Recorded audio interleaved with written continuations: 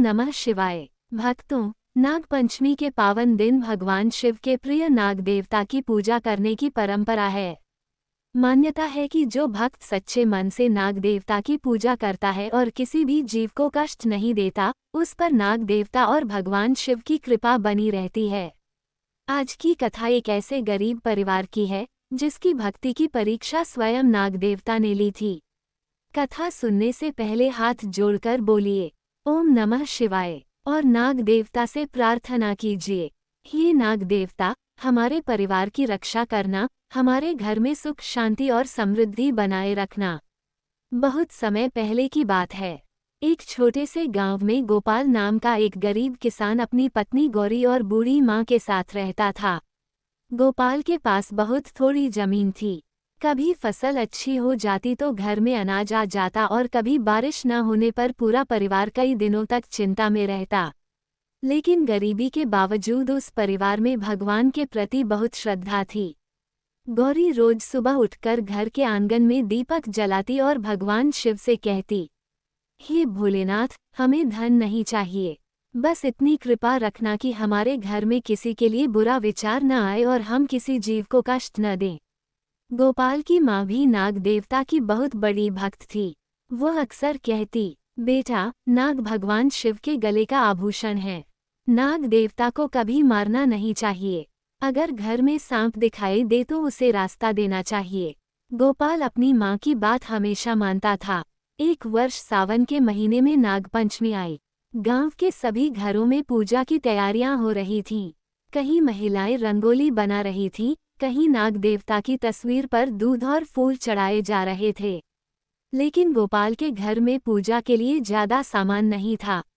गौरी ने घर में रखे थोड़े से चावल, फूल और हल्दी निकालकर एक छोटी सी पूजा की थाली तैयार की। वह उदास होकर बोली, आज नाग पंचमी है, लेकिन हमारे पास पूजा के लिए दूध भी नहीं है। गोपाल मुस्कुराकर बोला, गौरी, भगवान वस्तु नहीं भावना देखते हैं। हमारे पास जो है उसी से पूजा करेंगे। गौरी ने सिर हिलाया। दोनों ने आंगन में नाग देवता की तस्वीर रखी और श्रद्धा से पूजा करने लगे। रात काफी हो चुकी थी। पूरा गांव सो चुका था। अचानक गौरी की नींद खुली। उसे आंगन से कुछ आवाज सुनाई दी। सर्र सर्र। वह डर गई। उसने धीरे से दरवाजा खोला। चांदनी में उसने देखा कि आंगन के बीचों बीच एक विशाल काला नाग बैठा हुआ था। गौरी डर के मारे पीछे हट गई। उसने गोपाल को जगाया। गोपाल बाहर आया तो उसने भी नाग को देखा, लेकिन उसने अपनी माँ की बात याद की, नाग देवता को कभी कष्ट मत देना। गोपाल ने हाथ जोड़ लिए और बोला, हे नाग देवता, अगर आप यहाँ आए हैं तो हमसे कोई गलती हुई हो तो क्षमा करना। हम आपको कोई नुकसान नहीं पहुँचाएंगे। नाग कुछ देर तक गोपाल को देखता रहा। फिर धीरे धीरे वह आंगन के एक कोने में चला गया और वहां बने एक छोटे से बिल के पास बैठ गया। गोपाल ने उस जगह दीपक जला दिया। सुबह जब गौरी पूजा करने गई तो उसने देखा कि नाग वहां नहीं था, लेकिन जिस जगह नाग बैठा था वहां एक चमकदार नाग की केंचुली पड़ी थी। गौरी ने उसे देखकर हाथ जोड़ दिए। उसकी बूढ़ी सास बोली, बहू, यह कोई साधारण संकेत नहीं है। आज नाग पंचमी है। शायद नाग देवता हमारे घर आए थे। गोपाल ने कहा, माँ, हमें इसे चमत्कार समझकर घमंड नहीं करना चाहिए। बस भगवान से प्रार्थना करनी चाहिए कि हमारी श्रद्धा बनी रहे। लेकिन असली परीक्षा अभी बाकी थी। उस दिन दोपहर में अचानक बहुत तेज बारिश शुरू हो गई। गांव के पास की नदी उफान पर आ गई। गोपाल खेत से लौट रहा था। तभी उसने देखा कि एक छोटा बच्चा नदी के किनारे फिसलकर गिर गया है। गोपाल बिना अपनी जान की परवाह किए बच्चे को बचाने के लिए दौड़ा। उसने बच्चे को पकड़ लिया, लेकिन पानी का बहाव बहुत तेज था। गोपाल खुद भी बहने लगा। तभी अचानक पानी के बीच उसे कुछ दिखाई दिया। एक बड़ा नाग पानी के ऊपर तैर रहा था। गोपाल ने डरकर आंखें बंद कर लीं, लेकिन अगले ही पल उसे महसूस हुआ कि उसके पैर के पास कोई मजबूत सहारा आ गया है। उसने देखा कि नाग उसके पास से निकलकर किनारे की तरफ जा रहा है। गोपाल ने उसी दिशा में तैरने की कोशिश की। कुछ ही क्षणों में वह बच्चे को लेकर सुरक्षित किनारे पहुंच गया।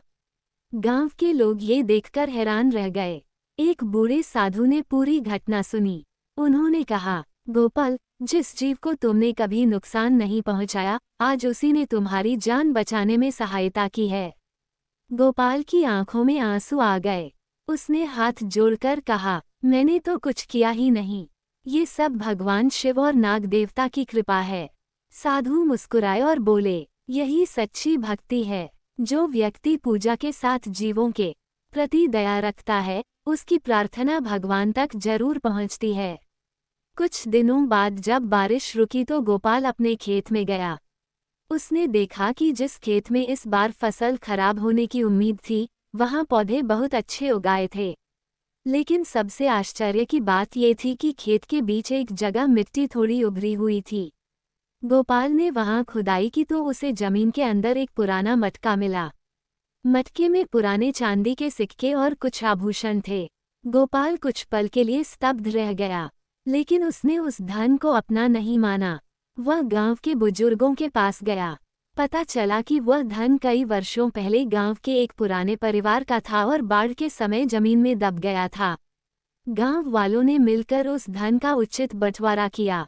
गोपाल के हिस्से में जितना आया, उससे उसने अपना घर ठीक कराया और कुछ धन गरीबों की सहायता में लगा दिया।